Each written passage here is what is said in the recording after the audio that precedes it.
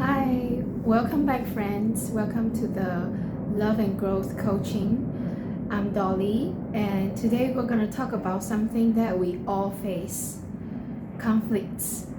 And I want to dive into specifically how do we bounce back after conflicts, whether it's with your friends, family members, or spouse. This is something that is really common. It's part of life. We all have conflicts. We have disagreement, different ideas and opinions. But how do we handle conflicts? And the good news about conflicts is that it doesn't have to weaken the relationship. If handled well, we can actually draw closer to each other.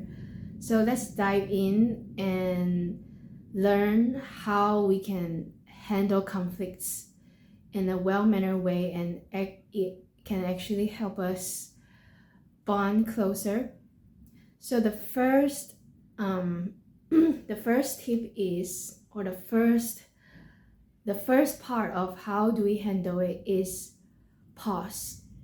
So you have to recognize the need to pause, to cool down.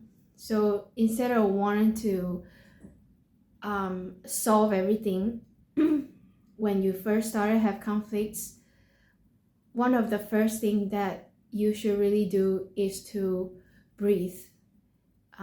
Take a moment to cool down, whether it's go out for a walk or journaling down your thoughts or do meditation, do self-affirmation practices that help you to cool down. And something that we can think about and know is that our brain actually do enter into fight or flight mode, especially when we have heated arguments with the other person, and not pausing will not be helpful, and it will only escalate into worse scenario. So you really wanted to pause, give yourself a space, a room to reflect. Okay. And the second part is on your part. So this is a part that I really like, because a lot of times we wanted to explain ourselves. We wanted to help the other side to understand our point of view, and in that way we might also be tempted to point the finger to the other person and blame the other person for how things went wrong. And that's not how we should handle the conflicts. We should do self-reflection. We always have a part to play. If things didn't go well, it might be the tone of our voice, our attitude. For example, a lot of times after a conflict or argument, I'll let my husband know that I'm sorry. I know the tone of voice, and it's something that I am still learning, because I guess a lot of times it comes from a critical side of me, or you just judgmental, so you judge especially your loved ones, and then so when things come out from your mouth, it doesn't sound nice at all, and you won't speak to your boss or your colleague this way, but you speak to your loved one this way. So we have to take accountability of what we play in the part of the conflicts, and so take responsibility. And if you look at the word responsibility, it's our ability to respond. So how do we respond is really important. So if we do not respond well, and a lot of times we do, we have to own the part and apologize it. But at the same time, we can let them know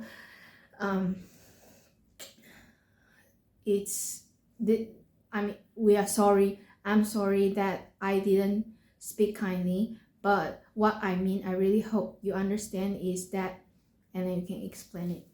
So Yeah.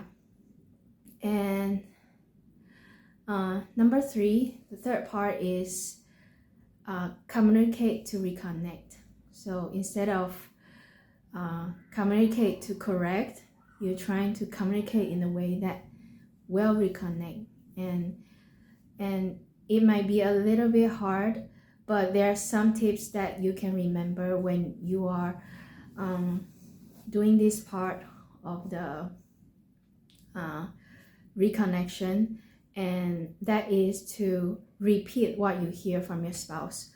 So maybe your spouse said, I feel dismissed when you act certain way, and what you can do is what I'm hearing is you're saying that you feel dismissed when I do certain things. So basically just repeat what you hear, and if the things you repeat is not correct, then that your spouse or your partner can correct you.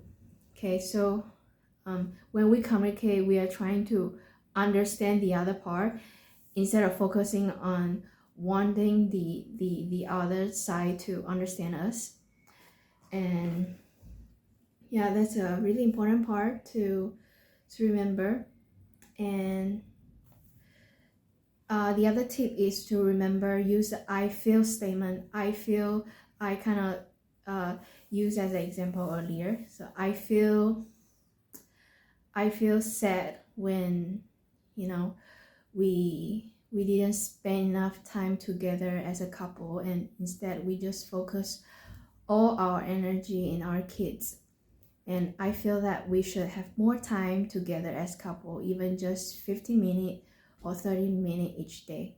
So I feel statement, it's a effective way to communicate, instead of using you always do this, you always do that. And when you communicate that way, you will create a sense of defensiveness and sort of erode the purpose of a safe communication space, because you wanted to create a safe space for not just you, but for the other person to express. And the last part is rebuild trust with action. So yeah, so words are powerful, but actions seal the deal. And it might be you agree on something to do next time when similar scenario arise. For example, you will have a word cue with each other, like do the pause thing. When you feel like the conflict's arising, you can say something like, I need a break, I need a 5-minute break, or let me cool down, that your partner or your spouse will understand. And or so we can always repair after we have a fight. We can have a notes, we can, if we don't feel comfortable saying it verbally, we can write notes, we can buy something throughout the week, maybe a dessert that your spouse enjoys, you can buy that for him or her.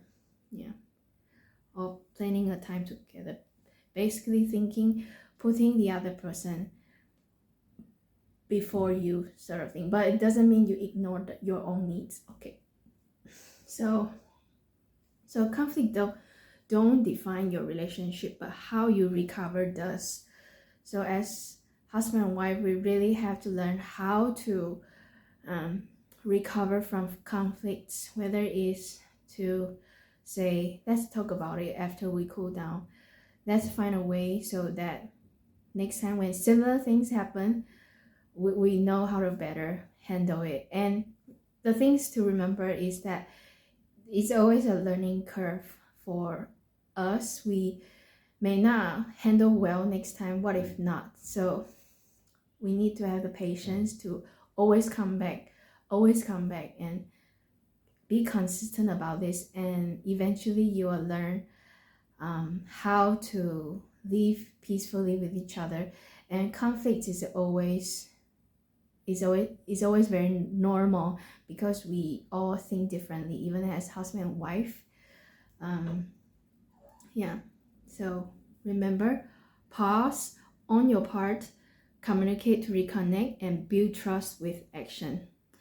So if you find this video helpful, please like the video and share it with someone who might need it. And if you have questions or comments you want to leave, please do it. And I will see you next time. Bye.